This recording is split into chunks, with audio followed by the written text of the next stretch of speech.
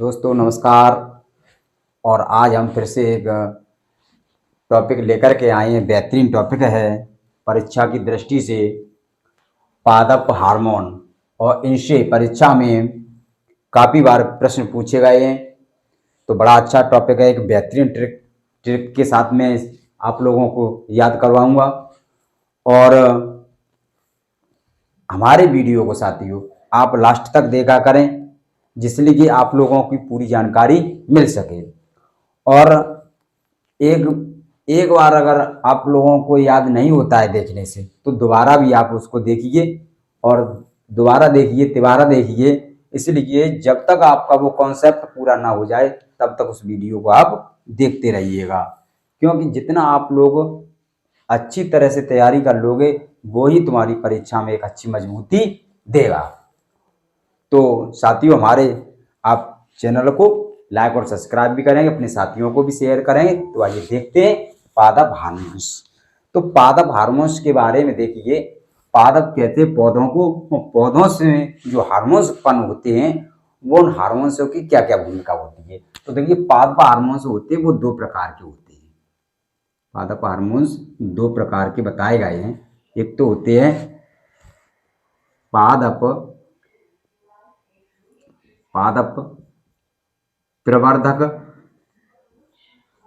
और वृद्धि कर लीजिए, यहाँ पर भी वृद्धि प्रवर्धक और वृद्धि रोधक। ठीक है, या इसे वृद्धि वर्धक भी कह सकते हैं, या इसे वर्धक भी कह सकते हैं। ठीक है साथी, अब देखते हैं कि इसमें से कौन सा हमारा हार्मोन्स है वो वृद्धि प्रवर्धक है और कौन सा वृद्धि वर्धक यानी वृद्धि रोधक है। ठीक है, तो इसके लिए एक में बेहतरीन ट्रिक है। इस ट्रिक को याद कर लीजिए, आप इस फॉर्मूला को याद कर लीजिए, तो जिससे आप लोगों का कॉन्सेप्ट पूरा हो जाएगा। और देखते हैं, सबसे पहले हम देखते हैं बम कुवेड़ा पास। ठीक है साथियों, इतना याद कर लिया। बम कुवेड़ा पास। ठीक है, और उसके बाद लिखेंगे ऐसा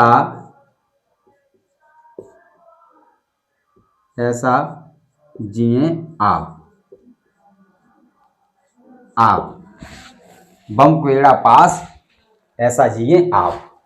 अब इसका क्या मतलब निकलता है वो देखेंगे। तो देखिए पहले हम बात करते हैं, जैसे ए है, पहले आया ए, तो एक भी देखिए, ए का मतलब निकलता है एथिलीन।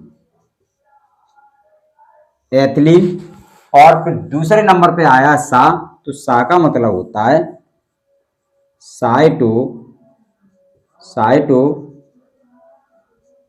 साइटोकाइनिन। फिर क्या आया है, 1 नंबर, 2 नंबर, 3 नंबर, 4 नंबर और 5 नंबर और ये 6 नंबर। तो जो तीसरे नंबर पे आया है जा, तो इसका मतलब क्या होता है जिबरेलिन।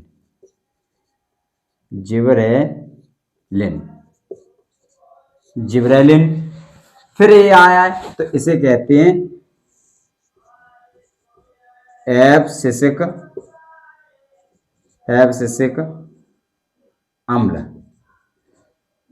अम्ल या ABA। ठीक है, फिर आता है आ, यानी पांचवें नंबर पे। तो पांचवें नंबर पे इसका मतलब होता है ऑक्सिन।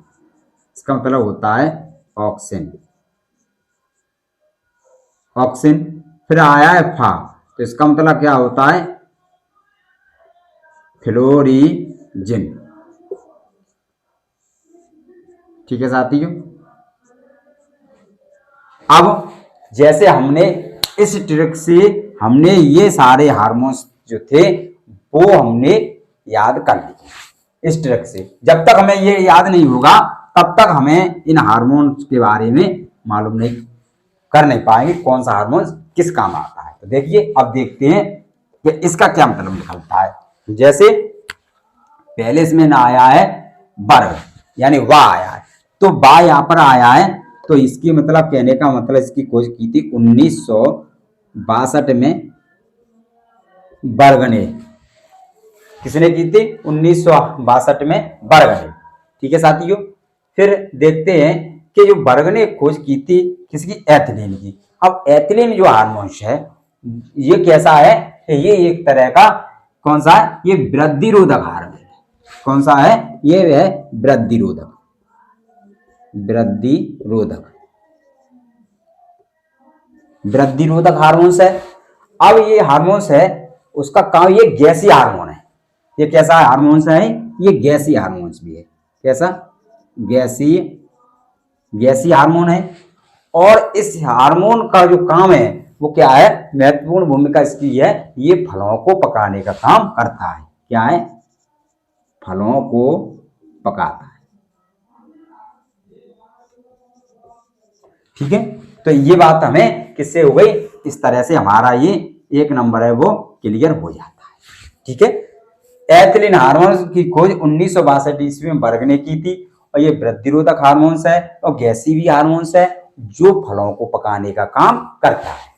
अब आते हैं दूसरे नंबर पे। दूसरे नंबर पे आता है साइटोकाइनिन। तो साइटोकाइनिन के आगे नंबर ये लिखा है 2, तो 2 है इसको, तो इसमें आया है मां, तो इसका मतलब इसकी खोज 1955 ईस्वी में किसने की थी? मिलर ने। इसकी खोज मिलर ने की। किसकी? साइटोकाइनिन की। अब साइटो शब्द इसमें आया है। इसमें क्या आया है? साइटो। साइटो जब शब्द आया है तो एक शब्द और कहते हैं कि जैसे कोशिका, तो कोशिका, जैसे कोशिका, कोशिका का अध्ययन किसमें करते हैं? कोशिका का अध्ययन करते हैं साइटोलॉजी में। तो इसमें भी लगा, इसमें भी साइटो लगा हुआ है पहले। तो इस तरह से हमें याद हो जाता है कि ये कोशिका क्या है और ये कोशिका विभाजन में सहायक है। किसमें? कोशिका विभाजन में सहायक है या भूमिका निभाता है। कोशिका विभाजन,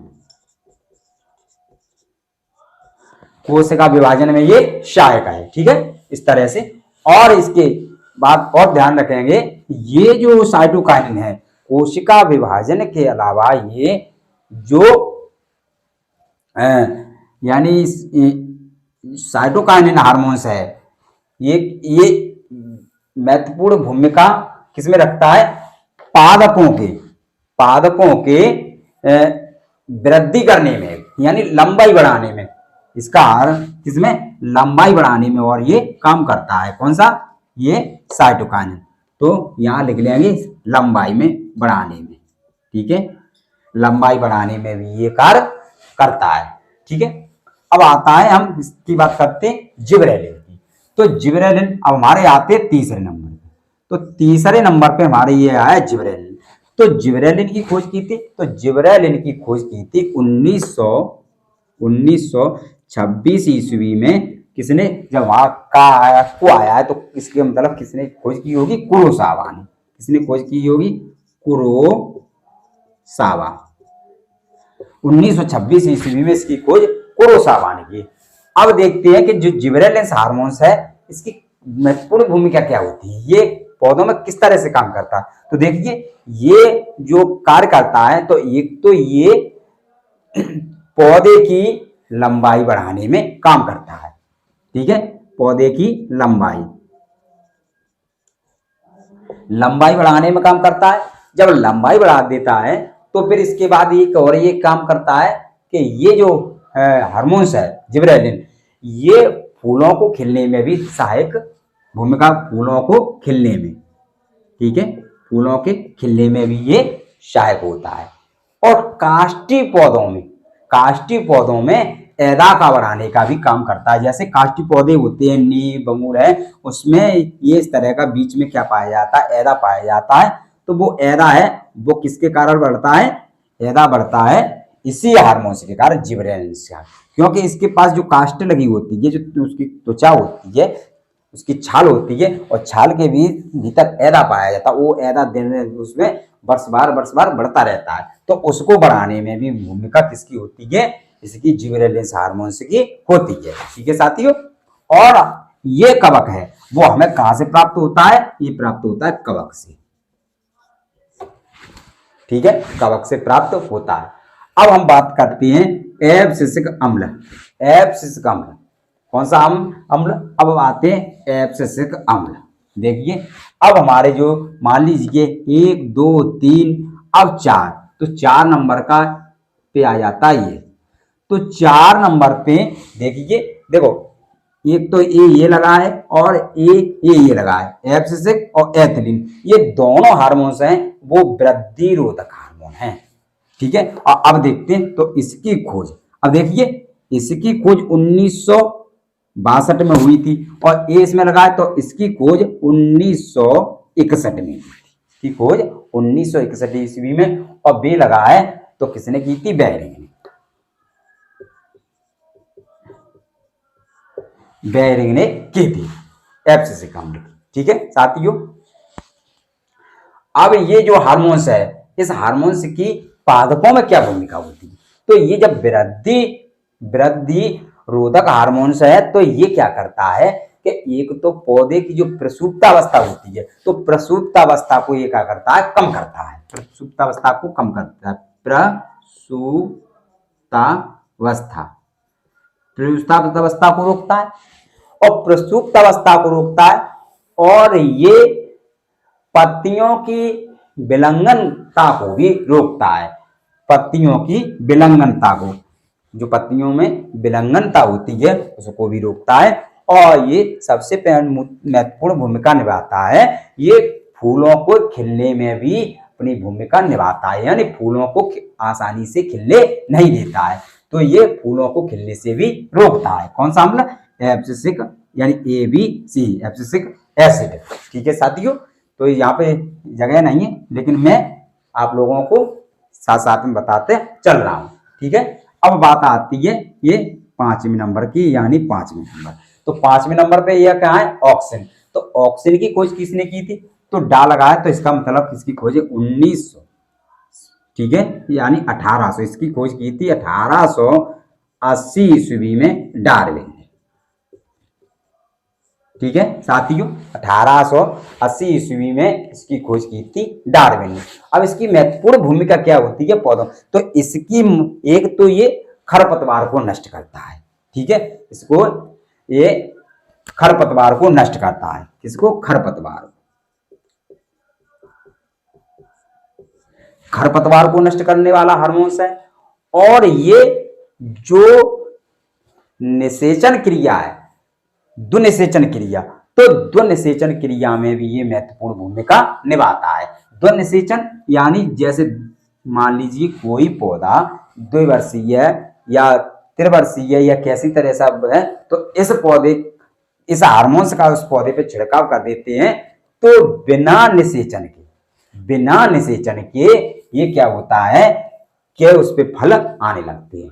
ठीक है, तो ये उसकी निषेचन क्रिया में भी ये भूमिका निभाने वाला हार्मोन्स है। और ये सबसे महत्वपूर्ण भूमिका ये खरपतवार को नष्ट कर देता है, और पौधों की लंबाई में भी ये सहायक होता है। ठीक है, अब बात करते हैं हम किसकी? ये हमारा कॉमन सेंस नंबर है। ठीक है, इसकी वजह से कुछ बोलेंगे नहीं। अब हम करते हैं फ्लोरिन। फ्लोरिन जो हार्मोन्स होता है, तो ये जो हार्मोन्स है ये पत्तियों में पैदा होता है। कहां पे पैदा होता है? पत्तियों में। पत्तियों में पैदा होता है, लेकिन इसकी महत्वपूर्ण भूमिका होती है फूलों के खिलने में। इसके फूलों के खिलने में इसकी महत्वपूर्ण भूमिका होती है। इसलिए हम इस हार्मोन्स को फूलों का खिलने वाला हार्मोन्स भी कहते हैं। फूलों के खिलने वाला भी हार्मोन्स कहते हैं। ठीक है साथियों, तो इस तरह से हमारे ये वाला और एब्सिसिक अम्ल, ये दो हार्मोन्स हैं यानी एथिलीन, एथिलीन, ठीक है, और ABA, ये दो हार्मोन्स हैं ये वाले, वो हमारे वृद्धि रोधक हैं। और इसके बाद जो बचते हैं ये वाले हार्मोन्स, ये वाले यानी ये और ये वाला और ये वाला, ये हार्मोन्स हैं वो हमारी वृद्धि प्रवर्धक हार्मोन्स कहलाते हैं। तो साथियों, इस ट्रिक से हमें सारे हार्मोन्स को हमने पूरा कॉन्सेप्ट क्लियर भी हो जाता है। लेकिन जब तक ये हमें याद नहीं होगी इतनी ट्रिक, तब तक हमारे कोई भी इसके बारे में कोई भी चीज याद नहीं कर सकते हैं। तो साथियों, इस ट्रिक को जरूर याद करें। इस ट्रिक से क्या होता है कि इस ट्रिक से सारे हार्मोन्स के बारे में हमें पता चल जाता है। ठीक है साथियों, तो हम इसके बारे में आपको बार बार कहेंगे कि 2 बार 3 बार नहीं 4 बार इसको अपन वीडियो को देखिएगा और इस ट्रिक को आप याद करिए, इस फॉर्मूले को याद करिए। बम कुबेड़ा पास ऐसा जिए आप, बम कुबेड़ा पास ऐसा जिए आप। ये इस तरह की ट्रिक याद आपने याद कर ली तो ये जीवन भर आप भी इस तरह के जो पादप हार्मोन्स हैं उनको आप नहीं भूलेंगे। तो प्लीज साथियों, अगर हमारा वीडियो आपको अच्छा लगा हो तो आप भी इसको सब्सक्राइब करें और अपने साथियों को शेयर करें। तो मैं आशा रखता हूँ कि ये आप हमारी बात पर खरे उतरेंगे। थैंक यू, धन्यवाद।